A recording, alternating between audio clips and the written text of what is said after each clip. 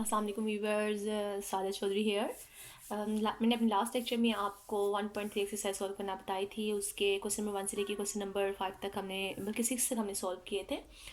आज हम 1.3 को आगे से स्टार्ट करते हैं, यानी नेक्स्ट क्वेश्चन सॉल्व करते हैं। क्वेश्चन नंबर 7 एंड 8 की तरफ मूव करते हैं। क्वेश्चन नंबर 7 की स्टेटमेंट मैं आपको बताती हूँ कि क्या है। जी, क्वेश्चन नंबर 7 है, उसकी स्टेटमेंट क्या है कि इफ़ 2 इस मैट्रिक्स से मल्टीप्लाई हो रहा है प्लस एक और मैट्रिक्स है जिसके साथ 3 जो है वो मल्टीप्लाई हो रहा है, और इनका जो एडिशन है वो किसके इक्वल है, एक नेक्स्ट मैट्रिक्स के इक्वल है। तो देन हमें क्या करना है कि इसके अंदर जो एंट्रीज हैं फर्स्ट मैट्रिक्स की वो है 2, 4, -3 एंड ए। इसमें जो ए मिसिंग है इसको हमने क्या, यानी मतलब ए जो है वेरिएबल या कांस्टेंट की वैल्यू फाइंड करनी है। इसी तरह जो नेक्स्ट मैट्रिक्स है इसकी एंट्रीज क्या है 1, 8, बी एंड -4। तो इसमें जो बी है इस वाली, इन दोनों कॉन्स्टेंट्स की हमने क्या करनी है, वैल्यूज़ फाइंड आउट करनी है। मतलब क्वेश्चन हमारे पास ये है कि दो मैट्रिक्स हैं, उनके अंदर कुछ मिसिंग कॉन्स्टेंट्स हैं, उन कॉन्स्टेंट्स की वैल्यूज़ को हमने क्या करना है, फाइंड आउट करना है, ए एंड बी को। चलिए हम इसको सॉल्व करना स्टार्ट करते हैं। और एक डेफिनेशन जो मैंने आपको बताई थी, वो डेफिनेशन के कोई भी नंबर अगर किसी मैट्रिक्स से मल्टीप्लाई होता है तो वो उसकी हर एंट्री के साथ क्या होता है, मल्टीप्लाई। तो जो 2 है यहाँ पे हमारा, वो क्या कर रहा है, इस वाले मैट्रिक्स से मल्टीप्लाई हो रहा है। तो ऑब्वियसली 2 इस मैट्रिक्स की हर एंट्री से क्या होगा, मल्टीप्लाई होगा। तो क्या रिजल्ट आएगा हमारे पास, मल्टीप्लाई हो गया 4 to the 8 and 2 3 the -6 and 2a plus next ये 3 इस मैट्रिक्स से मल्टीप्लाई होगा। तो रिजल्ट क्या आएगा, 3 1 the 3, 3b, 8 3 the 24 and 4 3 the 12। अब नेक्स्ट लेफ्ट साइड पे अगर हम देखते हैं तो ये दो मैट्रिक्स बन गए हैं हमारे पास, मैट्रिक्स बन गए हैं, और इन दोनों के दरमियान एक ऑपरेशन है, एडिशन का ऑपरेशन, यानी हमें इन दोनों मैट्रिक्स को आपस में क्या करना है, ऐड करना है। और दोनों का ऑर्डर भी सेम है, इसका ऑर्डर भी 2/2 है, इसका ऑर्डर भी क्या है 2/2।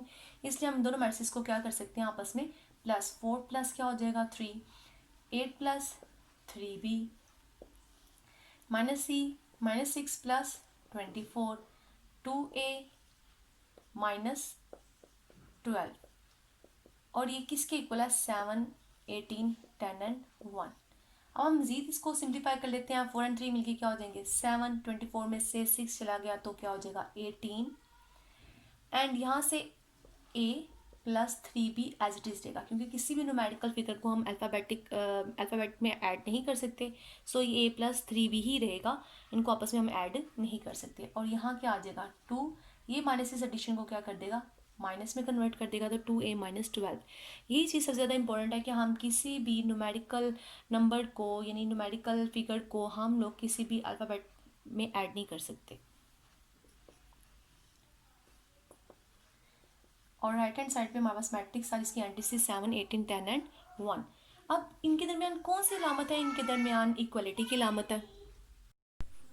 इन दोनों मैट्रिक्स के दरमियान इक्वल की अलामत है। तो इक्वल मैट्रिक्स तब होते हैं जब दोनों मैट्रिक्स का ऑर्डर भी सेम हो और उनकी एंट्रीज, कॉरस्पॉन्डिंग एंट्रीज भी क्या हो, सेम हो। ये वो डेफिनेशन है जो हमने फर्स्ट चैप्टर में पढ़ी थी कि जब दो मैट्रिक्स आपस में इक्वल होते हैं तो उनका ऑर्डर भी सेम होना चाहिए और उनकी कॉरस्पॉन्डिंग एंट्रीज भी सेम होनी चाहिए। अब यहाँ पे ये इक्वल की अलामत मौजूद है, तो इसका मतलब है इनके ऊपर ये दोनों कंडीशन फुलफिल होती हैं, इनका ऑर्डर भी सेम होगा, इनके कॉरस्पॉन्डिंग एलिमेंट्स भी आपस में सेम होंगे।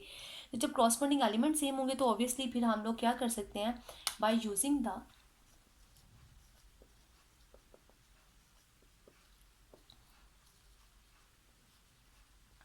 condition of equal matrices हम लोग इस वाली फिगर को इस वाली फिगर के क्या कर सकते हैं, इक्वल रख सकते हैं। यानी 8 plus 3b is equal to 10, ये फर्स्ट इक्वेशन बन गई। और नीचे वाली फिगर को यानी 2a को -12 को हम रख सकते हैं 1 के इक्वल, ये सेकेंड फिगर बन गई, हमारे पास सेकेंड इक्वेशन बन गई। ये देख लें यहाँ पे जो दोनों एलिमेंट है यहाँ के दोनों एलिमेंट के इक्वल है, और ये इक्वालिटी का साइन हमें यही चीज़ बताता है। अब हम क्या कर लेंगे, यूजिंग इक्वेशन 2, सेकेंड वाली इक्वेशन को हम यूज़ करते हैं। ये जो 12 यहाँ पे सब्ट्रैक्ट हो रहा है दूसरी तरफ जाके, वो 12 ऐड हो जाएगा, तो वैल्यू क्या बन जाएगी 13। और जो ये 2 है यहाँ a के साथ मल्टीप्लाई हो रहा है, दूसरी तरफ जाके क्या हो जाएगा डिवाइड। तो हमारे पास जो एक मिसिंग कांस्टेंट था a, उसकी वैल्यू निकल आई। अब हम दूसरे वाले की निकाल सकते हैं यूजिंग इक्वेशन 1, हम फर्स्ट इक्वेशन को यूज़ करते हैं, वो क्या है, a+3b इज इक्वल टू 10। और ये जो 8 है वो दूसरी तरफ जाके क्या हो जाएगा, सब्ट्रैक्ट हो जाएगा, तो वैल्यू क्या आ गई 2। और ये जो 3 है वो दूसरी तरफ जाके क्या हो जाएगा, डिवाइड। तो जो b है उसकी भी हमने वैल्यू क्या कर लिया, फाइंड कर लिया। यानी जो दो कांस्टेंट इनके दरमियान मौजूद थे, हमने उन दो कांस्टेंट्स की वैल्यूज़ को क्या कर लिया, फाइंड कर लिया। बस ऑपरेशन अप्लाई किए हैं कि जो हमें मैट्रिक्स के ऑपरेशंस बताए थे कि कोई नंबर अगर किसी मैट्रिक्स से मल्टीप्लाई होता है तो उसकी सारी एंट्री से मल्टीप्लाई होगा। फिर हमने वो ऑपरेशन लगाया कि ये दोनों ऐड हो रहे थे, हमने दोनों को ऐड कर लिया।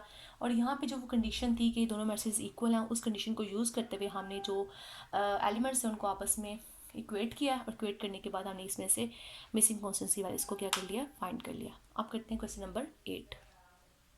जो क्वेश्चन नंबर 8 है, इसकी स्टेटमेंट क्या है कि ए मैट्रिक्स आपके पास ये है 1 2 0 1 जिसकी एंट्रीज हैं, और एक बी मैट्रिक्स है जिसकी एंट्रीज क्या है 1 1 2 एंड 0। देन वेरीफाई डैट, कुछ पार्ट्स दिए हैं जिनको हमने वेरीफाई करना है। इनमें से 3 पार्ट्स मैं आपको बता देती हूँ, बाकी आप लोग खुद ही सॉल्व कीजिएगा। फर्स्ट पार्ट जो है अगर उसको देखते हैं तो फर्स्ट पार्ट क्या है कि a plus b transpose is equal to a transpose plus b transpose. इसमें भी हम लोग क्या करेंगे, पहले लेफ्ट हैंड साइड को सॉल्व करेंगे, फिर राइट हैंड साइड को सॉल्व करेंगे और आंसर देखेंगे क्या सेम है कि नहीं सेम। लेकिन जब यहाँ पे वर्ड आ जाता है वेरीफाइड एट, तो इसका मतलब है ये कन्फर्म इक्वल आना चाहिए। अगर ये इक्वल नहीं आ रहा तो आपकी कहीं मिस्टेक है जिसको आपको दूर करना है और इनको इक्वल प्रूफ करना है। चलिए हम लेफ्ट हैंड साइड को देखते हैं, स्टार्ट करते हैं लेफ्ट हैंड साइड से। हम a plus b transpose find करने लगे हैं, जिसके लिए हमें सबसे पहले क्या निकालना पड़ेगा, a प्लस बी यानी a मैट्रिक्स को और b मैट्रिक्स को आपस में ऐड करना पड़ेगा। जब हम इनको ऐड करेंगे तो 1 1 में ऐड होगा, 2 2 1 में ऐड होगा तो 3, 2 और 0 ऐड होंगे तो 2, 1 एंड 0 ऐड होंगे तो 1। हमने a प्लस बी निकाल लिया है। अब हमें क्या लेना है, इसका ट्रांसपोज। ट्रांसपोज क्या है, रोज कॉलम में कन्वर्ट हो जाती है। ये जो आपकी R1 है ये 2 एंड 3 बन जाएगी, और जो ये आपकी R2 है ये 2 एंड 1 बन जाएगी। तो हमारे पास क्या आ गया, a plus B whole transpose आ गया। तो हमने लेफ्ट हैंड साइड को सॉल्व कर लिया। अब हम मूव करते हैं किसकी तरफ, राइट हैंड साइड की तरफ। राइट हैंड साइड में पहले हम निकालेंगे, हमें चाहिए क्या है, a transpose plus b transpose. इसके लिए सबसे पहले हम ए ट्रांसपोज निकालेंगे। ए मैट्रिक्स क्या है 1 0 2 एंड 1। ए का ट्रांसपोज जब लेंगे तो रो किस में कन्वर्ट होगी, कॉलम में। दूसरी रो भी किस में कन्वर्ट होगी, कॉलम में। ए ट्रांसपोज आ गया। इस तरह से बी मैट्रिक्स आपके पास 1 एंड 2 1 एंड 0 था। इसका जब हम ट्रांसपोज लेंगे तो क्या आ जाएगा, फर्स्ट रो फर्स्ट कॉलम बन गई, सेकेंड रो सेकेंड कॉलम बन गई।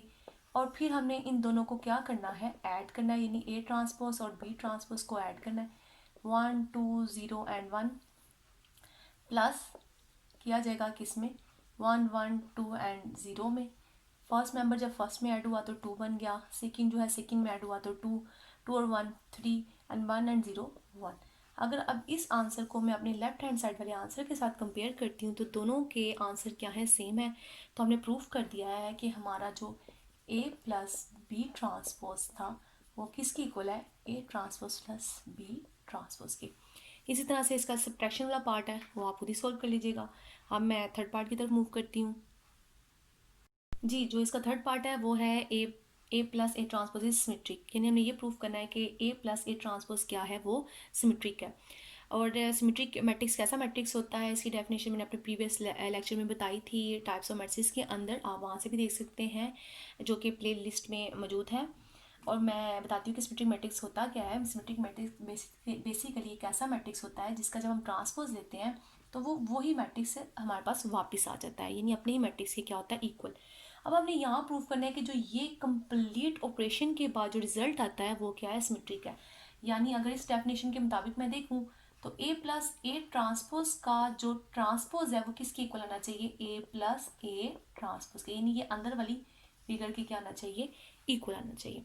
तो हम लेफ्ट हैंड साइड करके और राइट हैंड साइड करके इसका रिजल्ट आपस में इक्वेट कर सकते हैं और प्रूव कर सकते हैं कि ये a प्लस ए ट्रांसपोज क्या है, सिमेट्रिक है। सो स्टार्ट करते हैं। लेफ्ट हैंड साइड हमारे पास क्या है, a प्लस ए ट्रांसपोज का हमने ट्रांसपोज फाइंड करना है। तो a मैट्रिक्स क्या है 1 0 2 एंड 1 एंड ए ट्रांसपोज क्या होगा, यानी फर्स्ट रो को फर्स्ट कॉलम में कन्वर्ट कर दिया, ये आ जाएगा 1 एंड 2 एंड 0 एंड 1।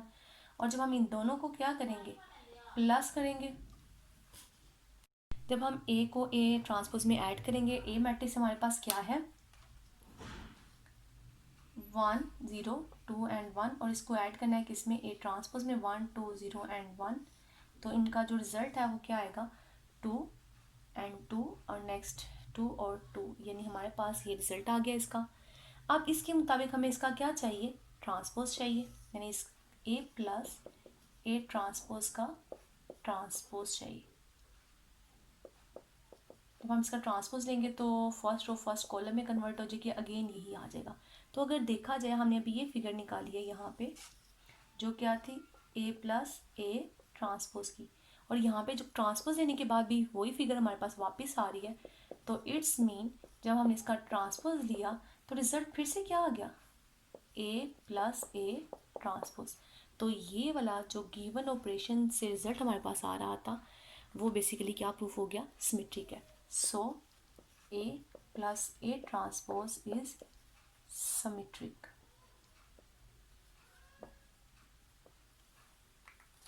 अब नेक्स्ट हम इसका एक लास्ट पार्ट करते हैं, पार्ट नंबर 6 कर लेते हैं। जो नेक्स्ट पार्ट है वो क्या है b minus b transpose is skew symmetric, यानी हमें ये प्रूफ करना है कि ये जो रिजल्ट आता है हमारे पास बी माइनस बी ट्रांसपोज करके वो क्या है स्क्यू सिमेट्रिक है। अब स्क्यू सिमेट्रिक मैट्रिक्स कैसा मैट्रिक्स होता है कि ऐसा मैट्रिक्स होता है कि अगर हम उस मैट्रिक्स का ट्रांसपोज लेते हैं तो वो अपने नेगेटिव मैट्रिक्स की क्या आता है इक्वल आता है।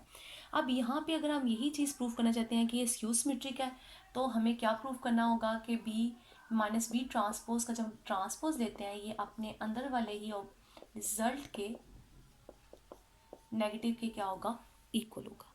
जब हम ये चीज़ प्रूफ कर देंगे तो इसका मतलब है कि ये रिजल्ट क्या है स्क्यू सिमेट्रिक। सो हम लेफ्ट हैंड साइड निकालते हैं। लेफ्ट हैंड साइड क्या है बी माइनस बी ट्रांसपोज का ट्रांसपोज हमने फाइंड करना है, जिसके लिए हमें सबसे पहले लिखना है कि बी क्या है 1 2 1 0। अब हम इसका क्या लेते हैं ट्रांसपोज 1 1 2 एंड 0 बन जाएगा। अब बी में से बी ट्रांसपोज को क्या करेंगे माइनस बी के एंटीज 1 2 1 0 माइनस 1 1 2 एंड 0। जब हम इसको माइनस करेंगे तो 1 में से 1 माइनस हो गया 0, 1 में से 2 माइनस हो गया तो -1, 2 में से 0 2 में से 1 माइनस हो गया तो 1, 0 में से 0 माइनस तो 0। तो बी माइनस बी ट्रांसपोज क्या आ गया हमारे पास वो 0 -1 1 एंड 0। अब हमें इसका क्या चाहिए ट्रांसपोज चाहिए। अगर देखा जाए यहाँ पे तो हमें क्या फाइंड करना है ट्रांसपोज। जब हम इसका ट्रांसपोज लेते हैं तो ट्रांसपोज इक्वल आ जाता है 0 -1 1 एंड 0, यानी फर्स्ट रो को फर्स्ट कॉलम में और सेकंड रो को सेकंड कॉलम में कन्वर्ट कर दिया। अगर मैं अब इसको इस मैट्रिक्स के साथ कंपेयर करूँ तो जस्ट फ़र्क कहाँ पे आ रहा है इनके नेगेटिव साइन का, बाकी तो सेम एंट्रीज हैं। और अगर इस मैट्रिक्स को मैं माइनस साइन से मल्टीप्लाई कर दूँ या यहाँ से माइनस साइन कॉमन निकाल लूँ तो ये एंट्री तो एज इट इज रहेगी, 0 के साथ कोई साइन नहीं आता। यहाँ क्या आएगा -1, ये माइनस किस में कन्वर्ट हो जाएगा प्लस में, ये 0 एज इट इज रहेगा। तो अब ये दोनों एंट्रीज क्या होगी आपस में सेम होगी, यानी यहाँ पे मैं क्या लिख सकती हूँ बी माइनस बी ट्रांसपोज। तो लेफ्ट हैंड साइड क्या थी बी माइनस बी ट्रांसपोज का ट्रांसपोज, तो ये क्या निकला हमारे पास राइट हैंड साइड। तो क्या चीज़ प्रूफ होगी कि जो आपका बी माइनस बी ट्रांसपोज है वो क्या है इज स्क्यू सिमेट्रिक, यानी जब हम इस कंप्लीट का ट्रांसपोज लेते हैं तो ये अपने ही नेगेटिव वाली फिगर के क्या आ जाता है इक्वल आ जाता है। ये तो था मेरा आज का लेक्चर जिसमें हमने 1.3 एक्सरसाइज को कंप्लीट कर लिया है। इंशाल्लाह मैं नेक्स्ट वाले लेक्चर में आपको 1.4 सॉल्व करना बताऊंगी कि उसको आपने कैसे सॉल्व करना है, और कुछ डेफिनेशंस होंगी 1.4 से रिलेटेड वो बताऊंगी इंशाल्लाह। अल्लाह हाफिज़।